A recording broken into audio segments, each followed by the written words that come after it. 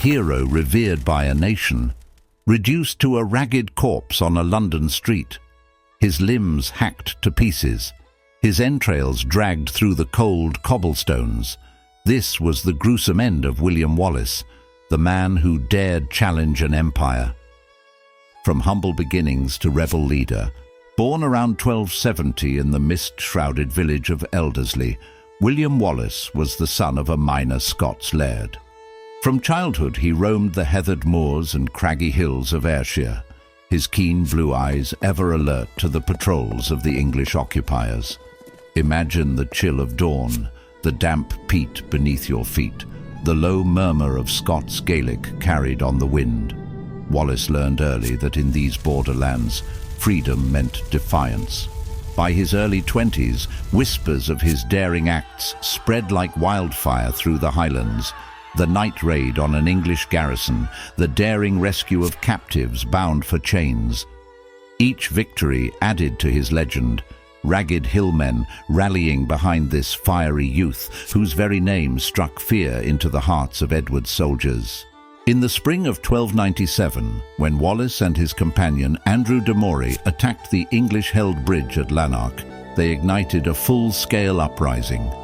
Torches lit the night as Scots clans poured down the valleys, axes swinging, banners snapping in the cold air.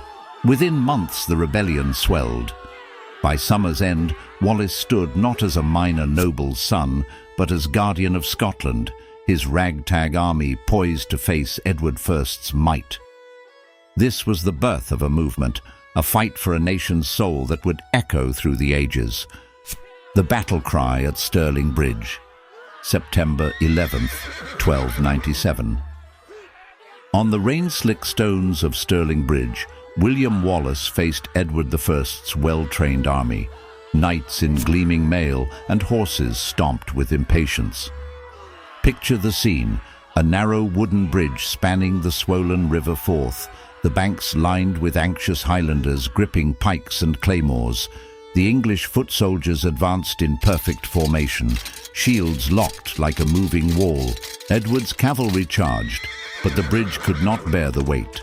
Planks cracked under the trampling hooves, and men plunged into icy water, screaming as the current dragged them away.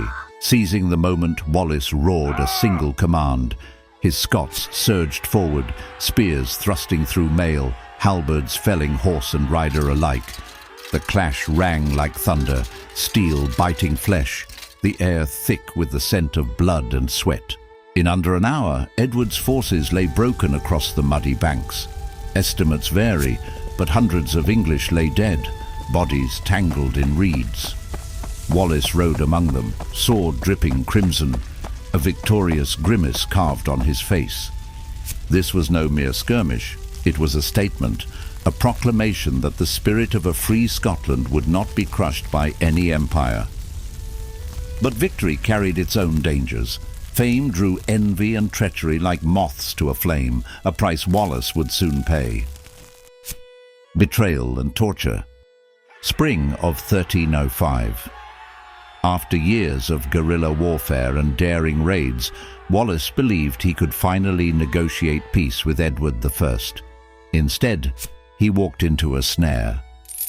In Glasgow, under the pretense of safe conduct, Wallace dined with Archbishop Robert Wishart and other Scottish nobles. The candlelight danced on stained glass windows, yet trust was a fragile thing in those times. That very night, English soldiers burst in. Wallace found himself shackled in iron manacles, each link biting into raw skin. The clang of chains echoed through the cathedral aisles as he was dragged away, toes scraping cold flagstone. Transported to the Tower of London in a guarded barge along the Thames, Wallace endured 7 weeks of interrogation and public humiliation. Crowds jeered as he was paraded through London streets, his once proud banner tattered, his body gaunt from starvation rations. On August 23rd, the sentence was carried out on Tower Hill. First, they hanged him, only to cut him down before life fled his eyes. His throat cut, he was then eviscerated, entrails drawn out, held aloft like trophies for the assembled throng. Each twist of the executioner's blade was met with a guttural scream, mingled with the sickening thud of organs hitting the scaffold. His limbs were severed one by one, arms, legs, until nothing remained but a head atop a pike. His quarters, head, arms and legs, were sent to York, Newcastle, Berwick and Perth. There they were displayed as a grim warning. Defiance would be met with absolute brutality. In death, Wallace became a martyr. The very horror meant to silence him seeded rebellion in Scots' hearts. His mutilation was intended to quash hope, but instead it ignited a fire that would burn for generations. A nation watches his fall and the birth of a legend. Word of Wallace's brutal execution travelled faster than any messenger. In the Highlands and Lowlands alike, farmers stopped their ploughs, blacksmiths set down their hammers. A hush fell over villages as the people learned their guardian had been savaged for daring to defy a king. Imagine the wind whipping across the North Sea cliffs, carrying tales of his martyrdom to the Orkneys. A mother clasped her child, whispering, "He died for our freedom." A weaver paused at her loom, thinking, "His spirit lives in every stitch of tartan." Rather than instilling terror, the display of Wallace's quarters sowed unity. Clans who had once feuded found common cause. The rebellion, thought crushed, surged anew as dozens, then hundreds, took up his banner, chanting, "Freedom!" Centuries later, his name would echo in ballads and poems. Blind harpers sang of Wallace's courage, bards penned his feats, and minstrels carried his tale to every court in Europe. His visage, in sketches and much later in Hollywood's Braveheart, became the emblem of resistance against tyranny. Today, historians credit Wallace with forging the idea of a united Scotland. Modern scholars debate the accuracy of every detail, but all agree on this: his sacrifice transcended his life. Through horror, he forged identity. The price of defiance. William Wallace's mortal journey ended in unspeakable agony, but his legacy was immortal. His shattered body, meant to cow a nation, instead became the seed of a free Scotland.